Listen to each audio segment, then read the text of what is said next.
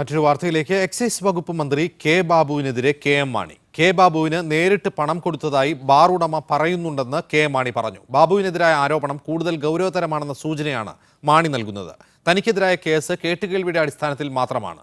നേരിട്ട് പണം കൊടുത്ത സംഭവത്തെപ്പറ്റി താൻ കൂടുതൽ പറയുന്നില്ലെന്നും മാണി പറഞ്ഞു. He did not admit that he gave the money, but he personally gave. He said others gave.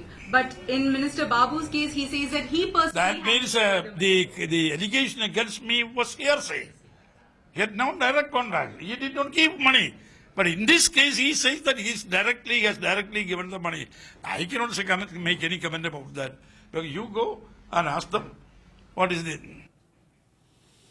കൂടുതൽ വിവരങ്ങളുമായി മുഹമ്മദ് അസ്ലമുണ്ട്. അസ്ലം, ഇന്നലെ മലയാളത്തിലെ മാധ്യമങ്ങളോട് വളരെ വിശദമായി സംസാരിച്ച കെ മാണി ദേശീയ മാധ്യമങ്ങളുമായി സംസാരിക്കുമ്പോഴാണ് കെ ബാബുവിനെതിരെ സ്പെസിഫിക്കായി ഗൗരവമുള്ള ഒരു കേസ് എന്ന നിലയ്ക്ക് ആരോപണം ഉന്നയിക്കുന്നത്.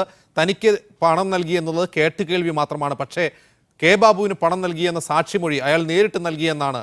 അതായത് തനിക്കെതിരെയുള്ള കേസിനേക്കാൾ ഗൗരവമുള്ളതാണ് ബാബുവിനെതിരെയുള്ള ആരോപണം എന്ന് മാണി പറയുന്നു. അതുപോലെ തന്നെ കെ ബാബുവിന് നന്മ വരട്ടെ എന്ന ഒരു പ്രതികരണവും കെ എം മാണിയുടേതായി പുറത്തു വന്നിട്ടുണ്ട്. എങ്ങോട്ടാണ് മാണിയുടെ പോക്ക്? തീർച്ചയായും കെ എം മാണിയുടെ ബാർക്കോഴ കേസിൽ രാജി യാഥാർത്ഥ്യമായതോടുകൂടി തന്നെ അതിശക്തമായ എതിർപ്പ് കോൺഗ്രസിനോടും UDF-നോടും ഉണ്ട്. ഇന്നലെ തന്നെ മലയാള മാധ്യമങ്ങൾ നടത്തിയ വാർത്താ സമ്മേളനത്തിൽ തനിക്ക് നീതി ലഭിക്കേണ്ട സ്ഥലങ്ങളിൽ നിന്ന് നീതി ലഭിച്ചില്ല എന്നും തന്റെ രക്തത്തിനായി ദാഹിക്കുന്നവർ ഉണ്ട് എന്നും വളരെ കൃത്യമായി തന്നെ അദ്ദേഹം പറഞ്ഞിരുന്നു. എന്നാൽ ഇംഗ്ലീഷ് മാധ്യമങ്ങൾക്ക് നൽകിയ അഭിമുഖത്തിലാണ് തനിക്കെതിരായ കേസ് കേട്ടുകേൾവിയുടെ അടിസ്ഥാനത്തിൽ മാത്രമാണ്, അല്ലെങ്കിൽ ബിജു രമേശ് ഉന്നയിച്ച ആരോപണം അയാൾ നേരിട്ട് കൊടുത്തു എന്നല്ല, അയാൾ കേട്ടുകേൾവിയുടെ അടിസ്ഥാനത്തിൽ ആരോപണം ഉന്നയിക്കുകയാണ് ചെയ്തത്. അതേസമയം കെ ബാബുവിനെതിരായ ആരോപണം എന്ന് പറയുന്നത് അങ്ങനെയല്ല, അദ്ദേഹം തന്നെ കൊടുത്തു എന്ന് അയാൾ നേരിട്ട് പറയുന്നതാണ്. അതായത് പണം കൊടുത്ത ആൾ തന്നെ നേരിട്ട് മൊഴി നൽകുന്നതിന് തുല്യമായിട്ടാണ് അത് ആരോപണം ഉന്നയിച്ചിരിക്കുന്നത്. അതോടൊപ്പം തന്നെ അതിന് കൃത്യമായ ഒരു സാക്ഷിയും അദ്ദേഹം കൊടുത്തിരിക്കുന്നു. അതുകൊണ്ട് തന്നെ ഈ ഒരു സാഹചര്യത്തിൽ തന്നേക്കാൾ ഗൗരവമുള്ളതാണ് കെ ബാബുവിന്റെ കേസ്. തനിക്കെതിരെ FIR ഇട്ട് അന്വേഷണം പൂർത്തിയാക്കി മുന്നോട്ട് പോയ സാഹചര്യത്തിൽ ബാബുവിനെതിരായ പ്രാഥമിക അന്വേഷണം മാത്രം നടത്തി മാറി നിൽക്കുകയാണ് സർക്കാർ ചെയ്തിരിക്കുന്നത് എന്നുള്ള ഇരട്ട നീതി അല്ലെങ്കിൽ ഇരട്ടത്താപ്പ് വളരെ കൃത്യമായി കെ എം മാണി തുറന്നു പറഞ്ഞിരിക്കുന്നു എന്നുള്ളതാണ്. എന്നാൽ ഇതിപ്പോൾ വിവാദമായതിനെ തുടർന്നാണ് ഇപ്പോൾ ഒരു വിശദീകരണക്കുറിപ്പ് ഇറക്കിയിരിക്കുന്നത്. താൻ കെ ബാബുവിനെതിരെ ഒന്നും പറഞ്ഞിട്ടില്ല, എന്തെങ്കിലും തെറ്റായി പറഞ്ഞിട്ടില്ല, കെ ബാബു തന്റെ സുഹൃത്താണ്, നന്മ മാത്രമേ ആഗ്രഹിക്കുന്നു എന്നുള്ള വളരെ ഒരു വിശദീകരണക്കുറിപ്പ് മാത്രമാണ് ഇറങ്ങിയിരിക്കുന്നത്. പക്ഷേ അതേസമയം അദ്ദേഹത്തിന്റെ വാക്കുകൾ വളരെ നമ്മൾ നേരത്തെ കേട്ടതുപോലെ വളരെ കൃത്യമാണ്. തനിക്കെതിരെ എടുത്തതിനേക്കാൾ എത്രയോ ഗൗരവമായ ഒരു കേസായിരുന്നു കെ ബാബുവിനെതിരെ. പക്ഷെ അദ്ദേഹത്തിനെതിരെ FIR പോലും രജിസ്റ്റർ ചെയ്യാൻ ഈ സർക്കാർ, ഈ ആഭ്യന്തര വകുപ്പ് തയ്യാറായിട്ടില്ല എന്ന വലിയൊരു കുറ്റാരോപണം തന്നെയാണ് മാണി നടത്തിയിരിക്കുന്നത്. കെ മാണിയുടെ രാജിയിൽ UDF-ലെ പ്രതിസന്ധി അല്ലെങ്കിൽ ബാർക്കോടെ സംബന്ധിച്ച് UDF-ൽ നേരിടുന്ന പ്രതിസന്ധി ഒതുങ്ങുന്നില്ല എന്നതിന്റെ വളരെ കൃത്യമായ സൂചനയും അടുത്ത ആൾ അല്ലെങ്കിൽ ഇതിൽ ആരോപണ വിധേയനായ അടുത്ത കേസ് എന്ന് പറയുന്നത് കെ ബാബുവിന്റെ ആണെന്നുള്ള വളരെ കൃത്യമായ സൂചന തന്നെയാണ് കെ എം മാണി ഈ തന്റെ പ്രസ്താവനയിലൂടെ നടത്തിയിരിക്കുന്നത്. റൈറ്റ്.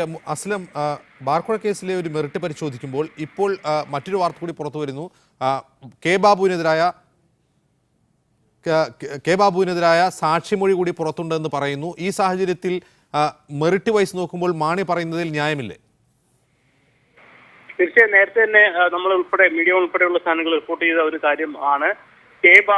കെ മാണിക്കെതിരെ നേരിട്ട് തെളിവുകളൊന്നും ഇല്ല, സാഹചര്യ തെളിവുകളും അതോടൊപ്പം തന്നെ പണം നൽകുന്നത് കണ്ടതായുള്ള ഒരു സാക്ഷ്യമൊഴി മാത്രമേ കൃത്യമായി ഉള്ളൂ. ബാക്കി മുഴുവൻ സാഹചര്യ തെളിവുകളിലൂടെ. ഇപ്പോൾ കോൺഗ്രസ് നേതാവ്, കോൺഗ്രസ് വക്താവ് പന്തളം സുധാകരനുണ്ട്. ശ്രീ പന്തളം സുധാകരൻ, ഒരു സിനിമയിലെ ശ്രീനിവാസന്റെ കഥാപാത്രം പറയുന്നത് പോലെ ഈശ്വര ഭഗവാനെ എൻ്റെ അച്ഛന് നന്മ വരുത്തണേ, എന്നാലും ആ ദുഷ്ടൻ എന്ന് പറയുന്നത് പോലെയാണ് മാണി ഇപ്പോൾ പറയുന്നത്. കാരണം തനിക്കെതിരെയുള്ള കേസ് കേട്ടുകേൾവി മാത്രമാണ്. അതേസമയം തന്നെ വളരെ വ്യക്തമാണ്, നേരിട്ട് സാക്ഷി പണം നൽകി എന്നാണ്, കെ ബാബുവിന് പണം നൽകി എന്നാണ് പറയുന്നത്. ഇത് ചോദിക്കുമ്പോൾ വീണ്ടും മാണി പറയുന്നു എനിക്ക് ബാബുവിനോട് ഒരു വിരോധവുമില്ല, അദ്ദേഹത്തിന് നന്മ വരട്ടെ എന്ന് മാത്രമാണ് ആഗ്രഹമെന്ന്. ഇത് മാണി ഒരുങ്ങി പുറപ്പെട്ട് തന്നെയല്ലേ? അല്ല, മാണി സാർ എപ്പോഴും ഒരുങ്ങി വളരെ ഡീസന്റ് ആയിട്ട് കേരള രാഷ്ട്രീയത്തിൽ നിറഞ്ഞു നിൽക്കുന്ന ആളാണ്. പിന്നെ അദ്ദേഹം ബാബുവിന് എല്ലാ നന്മകളും നേർന്നു. അപ്പൊ അതിന്റെ അർത്ഥം അതിനകത്ത് തെറ്റിദ്ധരിക്കേണ്ട കാര്യമില്ല. മാണി സാറിനെ പോലുള്ളവരുടെ അനുഗ്രഹം എല്ലാവർക്കും ഇഷ്ടമുള്ള ഒരു കാര്യമാണ്. അത് തെറ്റിദ്ധരിക്കേണ്ട കാര്യമില്ലെന്നാണ് എന്റെ ഒരു വിശ്വാസം. മാണി സാറ് പോസിറ്റീവായിട്ടായിരിക്കും പറഞ്ഞെന്ന് ഞാൻ കരുതുന്നു. അദ്ദേഹം അല്ലാതെ ദുർവ്യാഖ്യാനം ചെയ്തുകൊണ്ട് അദ്ദേഹത്തിന്റെ ഇപ്പോഴത്തെ ഒരു മാനസികാവസ്ഥയിൽ നമ്മൾ ഒരിക്കലും അദ്ദേഹത്തെ ആക്ഷേപിക്കാൻ പാടില്ലെന്നുള്ള അഭിപ്രായമാണ് റൈറ്റ്. എനിക്കുള്ളത്. മാണിയെ ആക്ഷേപിക്കേണ്ടതില്ല പന്തളം സുധാകരൻ. പക്ഷേ അദ്ദേഹം പറയുന്നത് കേസിന്റെ ഒരു മെറിറ്റ് പരിശോധിക്കുമ്പോൾ ആ മെറിറ്റ് പ്രകാരം സാക്ഷി നേർക്ക് നേരെ കെ ബാബുവിന് പണം നൽകി എന്നുള്ളതാണ്. എനിക്ക് പണം നൽകി എന്നുള്ളത് കേട്ടുകേൾവി മാത്രമാണ് എന്നും പറയുന്നു. ഈ മെറിറ്റിന്റെ അടിസ്ഥാനത്തിൽ തനിക്ക് നീതി ലഭിച്ചിട്ടില്ല, നീതി ലഭിക്കേണ്ട കേന്ദ്രങ്ങളിൽ നിന്ന് നീതി ലഭിച്ചിട്ടില്ല എന്ന് അദ്ദേഹം പറയുമ്പോൾ ഇക്കാര്യത്തിൽ ഇരട്ട നീതി ഉണ്ടായിട്ടുണ്ട് എന്ന കാര്യം വ്യക്തമാവുകയല്ലേ? അയ്യോ, അത് ബഹുമാനപ്പെട്ട കോടതിയല്ലേ തീരുമാനിക്കുന്നത്. കോടതിയുടെ പരാമർശത്തെ തുടർന്നാണ് മാണി സാറ്, ആരും ആവശ്യപ്പെട്ടിട്ട് പോലുമല്ല. മാണി സാറ് അദ്ദേഹം തന്റെ പ്രസ്താവനയിൽ പറഞ്ഞു തന്നെ എനിക്ക് നിയമവ്യവസ്ഥകളോട് കോടതിയോട് ബഹുമാനമുള്ളത് കൊണ്ട് ഞാൻ രാജിവെക്കുന്നു എന്നാണ്. ബഹുമാനപ്പെട്ട മുഖ്യമന്ത്രി തന്നെ പറഞ്ഞു ഞാൻ അദ്ദേഹത്തോട് ആവശ്യപ്പെട്ടിട്ടില്ല എന്ന്. മാത്രമല്ല മാണി സാർ അഴിമതിക്കാരനാണെന്നോ അല്ലെങ്കിൽ പണം വാങ്ങിച്ചെന്നോ ഒന്നും കോടതി പറഞ്ഞിട്ടുമില്ല. അപ്പൊ ഈ അന്വേഷണം നടക്കുമ്പോൾ നിയമവകുപ്പ് മന്ത്രി അല്ലെങ്കിൽ മന്ത്രി എന്നുള്ള നിലയിൽ അധികാര സ്ഥാനങ്ങളിൽ ഇരിക്കുന്നത് അനുചിതമാണെന്നുള്ള പരാമർശം മാത്രമാണ് കോടതി നടത്തിയത്. പിന്നെ ബാബുവിനെ സംബന്ധിച്ചുള്ള അങ്ങനെയുള്ള കേസുകളൊന്നും വന്നതായിട്ട് എനിക്കറിയില്ല. അപ്പോൾ അതുകൊണ്ട് നമ്മൾ എഴുതാപ്പുറം വായിക്കേണ്ട കാര്യമില്ലെന്നാണ് എനിക്ക് തോന്നുന്നത്. എന്തായാലും ഒരു പിന്നെ ഇത് സംബന്ധിച്ചുള്ള എന്ത് വാർത്ത വന്നാലും അത് കൂടുതൽ ഫ്ലെയർ അപ്പ് ചെയ്യും എന്ന കാര്യത്തിൽ ഒരു റൈറ്റ്. പന്തളം സുധാകരൻ, കഴിഞ്ഞ ഏപ്രിൽ 29-നാണ് ആഭ്യന്തരമന്ത്രി രമേശ് ചെന്നിത്തല പ്രഖ്യാപിച്ചത് ബാബുവിനെതിരായ ആരോപണത്തിലും വിജിലൻസ് പ്രാഥമിക പരിശോധന നടത്തും, ക്വിക്ക് വെരിഫിക്കേഷൻ നടത്തുമെന്ന്. മാസം ഇത്രയുമായി എന്തെങ്കിലും പുരോഗതി അക്കാര്യത്തിൽ ഉള്ളതായി ഒരു വാർത്തയും ഇതുവരെ പുറത്തു വന്നിട്ടില്ല. അല്ല, അതിനെക്കുറിച്ച് എനിക്ക് വ്യക്തമായ ഒരു അറിവില്ല. എന്തായാലും വിജിലൻസിന്റെ കാര്യത്തിൽ ആഭ്യന്തരമന്ത്രി സാധാരണ ഇടപെടേണ്ടതാണ്, പക്ഷെ അദ്ദേഹം ഇടപെടാറില്ല എന്നുള്ളതാണല്ലോ എല്ലാവർക്കും അറിയാവുന്ന ഒരു കാര്യമാണ്. അപ്പൊ അത് വിജിലൻസിന്റെ ഭാഗത്തു നിന്ന് അവരുടെ അന്വേഷണം നടത്തി നടപടി സ്വീകരിച്ചു വരികയായിരിക്കും എന്ന് ഞാൻ കരുതുന്നു. മാത്രമല്ല കെ ബാബു തന്നെ അസന്നിഗ്ധമായ ഭാഷയിൽ പറഞ്ഞിട്ടല്ലോ ഇങ്ങനെയുള്ള ആരോപണങ്ങൾക്കൊന്നും തനിക്ക് യാതൊരു ഭയവുമില്ല. മാത്രമല്ല ആരോപണം ഉന്നയിച്ച ബിജു രമേശിനെതിരെ അദ്ദേഹം മാനനഷ്ട കേസും കൊടുത്തിരിക്കുകയാണ്, അത് നിലനിൽക്കുന്നു. അപ്പൊ അതുകൊണ്ട് ഒരു തെറ്റിദ്ധാരണയുടെ ആവശ്യമില്ല. അദ്ദേഹം മാധ്യമങ്ങളോട് തന്നെ പറഞ്ഞതാണല്ലോ എനിക്ക് യാതൊരു ഭയമില്ലാണ്. കാരണം മടിയിൽ ഖനമുള്ളവന് വഴിയിൽ പേടിച്ചാൽ മതിയല്ലോ. ഇതേ വാക്ക് തന്നെയാണ് ശ്രീ പന്തളം സുധാകരൻ മാണിയും കഴിഞ്ഞ മാസങ്ങളിൽ പറഞ്ഞുകൊണ്ടിരുന്നത്. അല്ല, ഞാൻ പറഞ്ഞ അതേ വാക്ക് പറഞ്ഞത് തെറ്റില്ല. മാണി സാറ് അഴിമതി നടത്തിയെന്ന് കോടതിയൊന്നും പറഞ്ഞിട്ടില്ലല്ലോ. ഈ അന്വേഷണം പുനരന്വേഷണം വേണം, അത് അന്വേഷണം നടത്തി ഉചിതമായ നടപടി സ്വീകരിക്കട്ടെ, അതിന് മാണി സാർ മാറിയിക്കണമെന്നേ പറഞ്ഞില്ല. അല്ലാതെ ദയവായി തുടരുക. ഇപ്പോൾ കെ ബാബുവിനെതിരെ മൊഴി നൽകിയെന്ന് അവകാശപ്പെടുന്ന ജോഷി എന്ന ബാറുടമ ടെലിഫോൺ ലൈനിലുണ്ട്. ശ്രീ ജോഷി, എന്തായിരുന്നു താങ്കളുടെ സാക്ഷിമൊഴിയിൽ പറഞ്ഞത്? ഞാൻ തൃശ്ശൂർ ജില്ലാ KBJയുടെ സെക്രട്ടറി എന്ന നിലയ്ക്ക് എന്നെ വിജിലൻസുകാർ വിളിച്ചിട്ട് ചോദ്യം ചെയ്തിരുന്നു. റൈറ്റ്. എന്തായിരുന്നു താങ്കൾ പറഞ്ഞത്? എത്ര രൂപ പിരിച്ചു കൊടുത്തു എന്ന് ചോദിച്ചു. ഞാൻ 105 ബാറുകാരുടെ കയ്യിൽ നിന്ന് 2-3 ലക്ഷം രൂപ വെച്ച് പിരിച്ച് സ്റ്റേറ്റ് കമ്മിറ്റിക്കാർ ഏൽപ്പിച്ചു. 30 ലക്ഷം രൂപയോളം സ്റ്റേറ്റ് കമ്മിറ്റിക്കാരെ ഏൽപ്പിച്ചിരുന്നു. മാർച്ച് 2013 ലൈസൻസ് പുതുക്കേണ്ട അവസരത്തില് അത് ലൈസൻസ് പിന്നെ പുതുക്കാൻ പറ്റാതെ വന്നു. അത് പുതുക്കാൻ പറ്റാതെ വന്നു. അതുകൊണ്ട് ആ ബുദ്ധിമുട്ടുകൾ ഞങ്ങൾക്ക് സംഭവിക്കേണ്ടി വന്നു.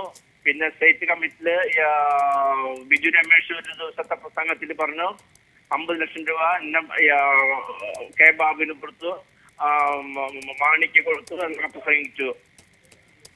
റൈറ്റ്. ഇക്കാര്യം രേഖപ്പെടുത്തിയെന്ന് താങ്കൾക്ക് ഉറപ്പാണോ? വിജിലൻസ് മൊഴിയെടുത്ത വിജിലൻസ് രേഖപ്പെടുത്തിയെന്ന് ഉറപ്പില്ല.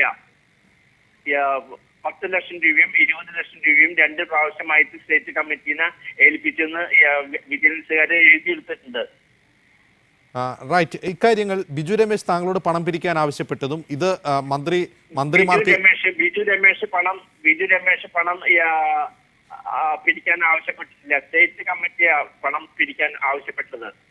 റൈറ്റ്. ഇങ്ങനെ ആവശ്യപ്പെട്ടതിനും ഈ പണം നൽകിയതിനും താങ്കളുടെ കയ്യിൽ സോളിഡ് ആയിട്ടുള്ള കോൺക്രീറ്റ് ആയിട്ടുള്ള തെളിവുകളുണ്ടോ?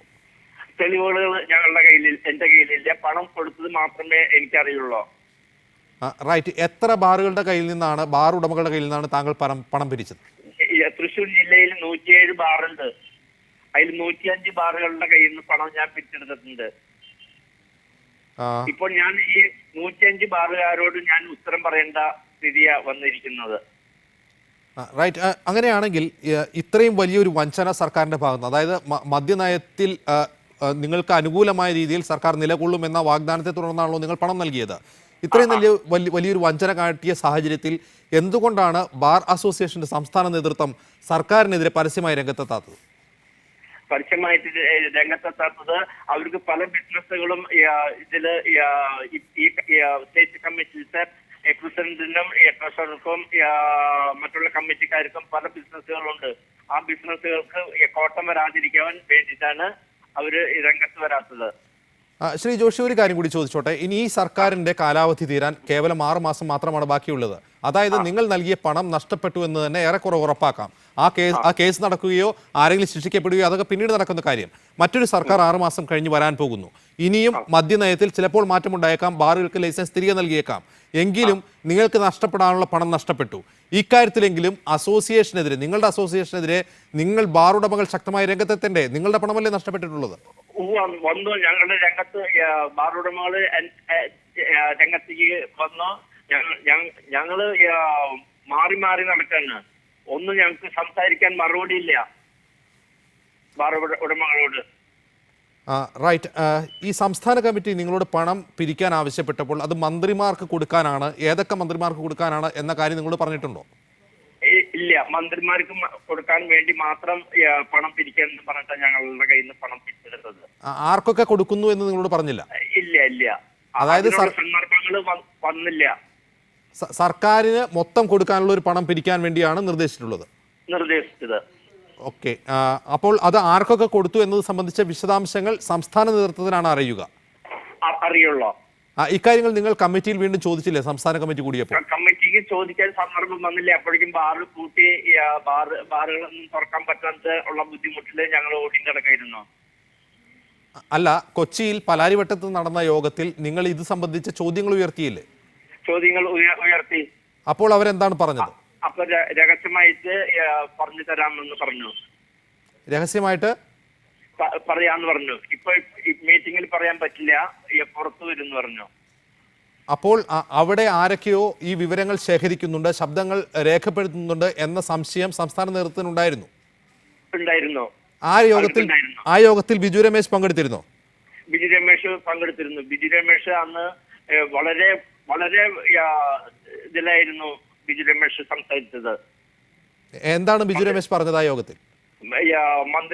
മന്ത്രിമാര് നമ്മളെ ചതിക്കുകയായിരുന്നു. മന്ത്രിമാർക്ക് നമ്മൾ പണം കൊടുത്തിട്ട് ഇപ്പൊ നമ്മളെ ചതിച്ചു പോയി, ഇനി നമുക്കൊന്നും ചെയ്യാൻ പറ്റാത്ത രീതിയിൽ വന്നു.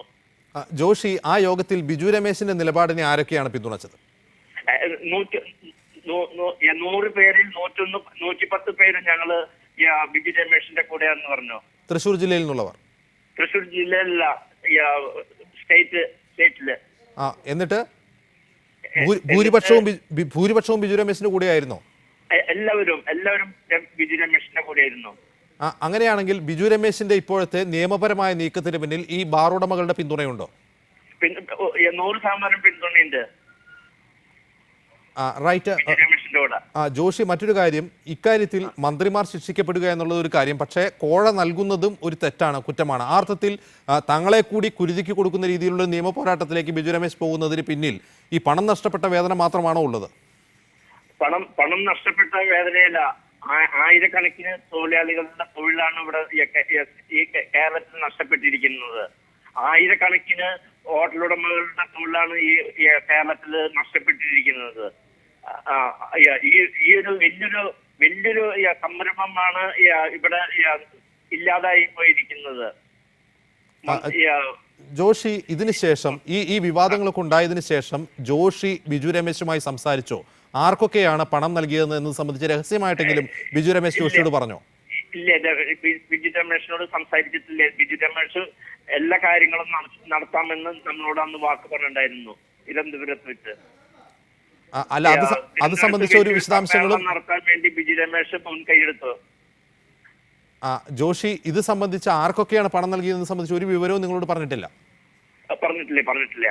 നിങ്ങൾ അറിയാനും ആഗ്രഹിക്കുന്നില്ലേ? അത് അറിയാൻ ആഗ്രഹിക്കാൻ നമ്മളോട് പറഞ്ഞാലല്ലേ നമുക്ക് അറിവുണ്ടാവുള്ളൂ ഇന്നാൾക്ക് കൊടുത്തു.